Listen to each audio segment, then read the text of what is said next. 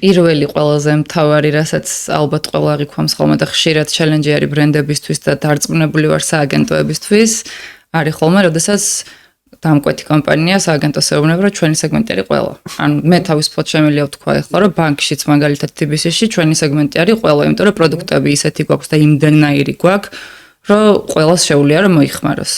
და ეს არის ხოლმე ყოველთვის ყველაზე დიდი შეცდომა, რის მერეც ალბათ кейსების 99%-ში ვერ მიდიხარ იმ მიზნამდე, რაც დასახული გაქვს.